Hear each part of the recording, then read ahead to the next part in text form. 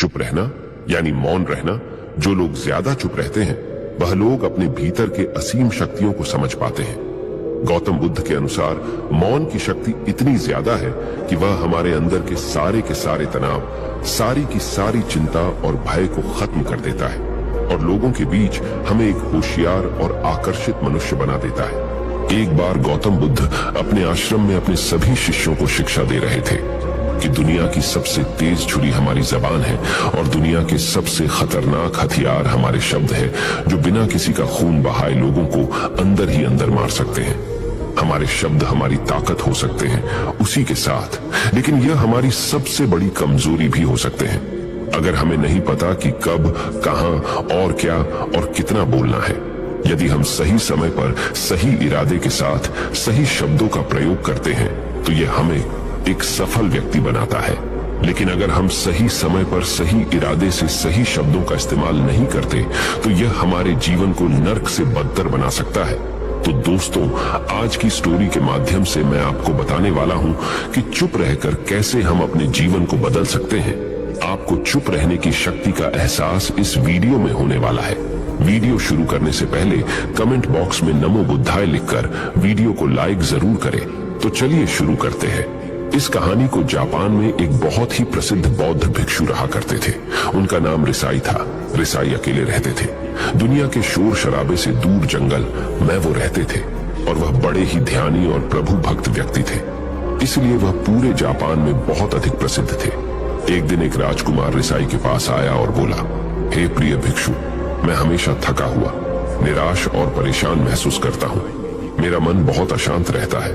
हालांकि मेरे पास सब कुछ है, दौलत, शोहरत, सुख सुविधाएं, जो हर व्यक्ति चाहता है या पाने की इच्छा करता है, लेकिन फिर भी मेरे अंदर इतनी अशांति और चिंता क्यों है? रिसाई ने उसकी बात बहुत ही ध्यानपूर्वक सुनी और कुछ सोचने के बाद कहा, तुम इस प्रश्न का उत्तर जानते हो, बस तुमने कभी इस प्रश्न को हल करने की कोशिश नहीं की है। रिसाई ने आगे कहा, मैं एक रिसर्च करना चाहता हूँ, क्या तुम मेरा साथ उसमें दोगे? इस रिसर्च के बाद तुम्हारे जीवन में किसी भी तरह की अशांति और चिंता नहीं रहेगी। ये बातें सुनकर राजकुमार बहुत हैरान था। उसने रिसाई से कहा, बताइए मुझे क्या करना होगा? अपने मन की शांति के लिए मैं कुछ भी करने को तैयार हूँ। राजकुमार की इन्हीं बातों को सुनकर भिक्षु ने कहा, तो फिर आप अगले 15 दिन के लिए मेरे आश्रम में रहोगे और एक सामान्य व्यक्ति की तरह अपना जीवन व्यतीत करोगे और इन 15 दिनों में तुम अकेले और चुपचाप रहोगे, जितना हो सके कम बोलोगे। राजकुमार उस भिक्षु की बातें सुनकर सहमत हो गया। पहले दिन राजकुमार को लगा कि उसका मन सामान्य से अधिक अशांत और विचलित है। उसके मन में तरह तरह के विचार आ रहे हैं थे और वह आम लोगों की तरह जीवन जीने में असहज महसूस कर रहा है। उसे अंदर से बोलने की इच्छा हो रही थी, लेकिन वह चुपचाप रहा। उसके मुंह से एक भी शब्द नहीं निकला, बस वह चुपचाप बैठा रहता। लेकिन रात होते होते उसे अंदर ही अंदर शांति का अनुभव होने लगा।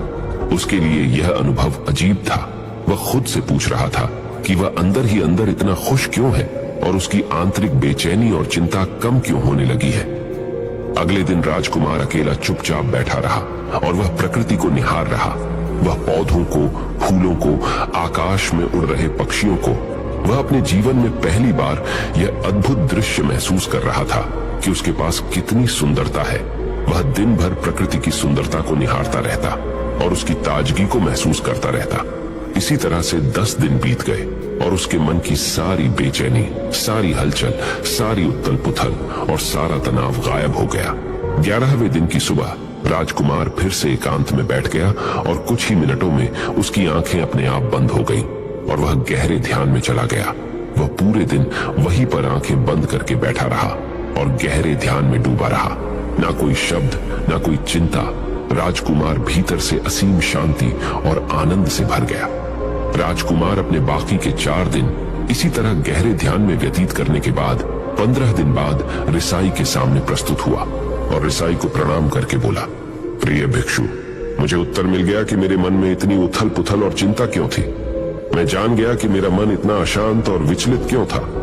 रिसाई मुस्कुराते हुए पूछा, बताओ